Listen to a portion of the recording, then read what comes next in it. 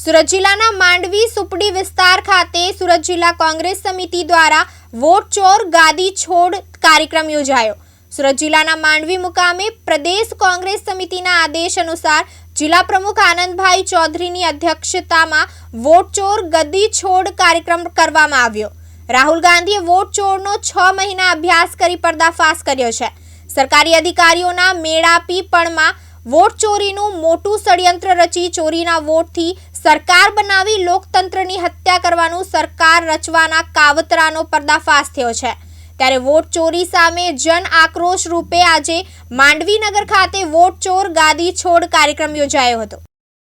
જે રીતે ભાજપની સરકાર અને નરેન્દ્ર મોદી અમિત શાહની આગેવાનીમાં ચૂંટણી પંચ જે રીતે વોટ ચોરી કરે છે એનો પર્દાફાશ રાહુલ ગાંધીજીએ કર્ણાટકની મહાદેવપુરાની એસેમ્બલીમાંથી સાબિત કરી દીધું અને એવી જ રીતે આખા દેશમાં વોટ ચોરી થાય છે અને સામાન્ય લોકોના 0 નંબર પરથી ચૂંટણીની નોંધણી કરીને મતદારની નોંધણી કરીને વોટ ચોરી કરે છે અને હજારો લાખો ફરજી વોટો નાખીને નરેન્દ્ર મોદી અને એની કંપની દેશમાં શાસન કરે છે। જે રીતે રાહુલજીએ પર્દાફાશ કર્યો છે આખા દેશનો લોકોનો અવાજ છે। લોકશાહીના માળખામાં જેની પાસે સત્તા નથી, જેની પાસે પૈસા નથી, જેની પાસે જમીન નથી, એ માત્ર ડૉક્ટર બાબા સાહેબ આંબેડકર અને કોંગ્રેસે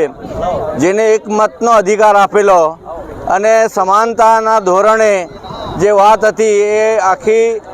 કેવી રીતે પ્રમુખશાહીમાં લઈ જાય એના માટેનું આ કાવતરું છે, ષડયંત્ર છે અને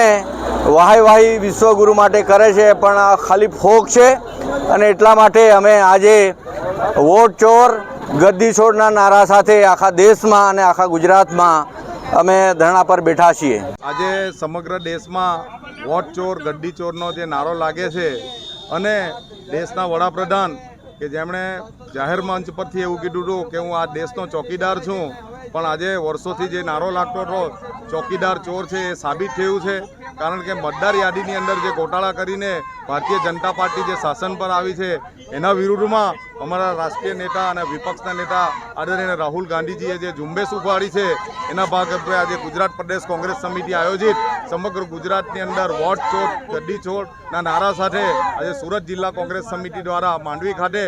વોટ ચોર ગદ્દી છોડના નારા સાથે અમે સૌ ભેગા થયા છે અને આવનારા દિવસોની અંદર આજે અમે એક સંકલ્પ કરીએ છીએ કે બૂથે બૂથે આપણે જવાબદારી લઈને જે મતદાર યાદી બનાવવામાં આવી છે મતદાર યાદીની ચકાસણી થાય અને એનો સાચો રિપોર્ટ જે ખરો એ અમારા ગુજરાત પ્રદેશ કોંગ્રેસ સમિતિના નેતા સુધી પહોંચે અને દિલ્હી સુધી ચૂંટણી પંચ સુધી પહોંચે એવી તૈયારી સાથે આજે અમે માંડવી ધારણા માટે બેઠા છે અને આવનારા દિવસમાં રાહુલજી જે ઝુંબેશ ઉપાડી રહ્યા છે એને અમારું જન સમર્થન છે અને કોંગ્રેસ પાર્ટીના એક કાર્યકરો રોડ પર આવીને આ મુદ્દે લડવા માટે અમે તત્પર છીએ।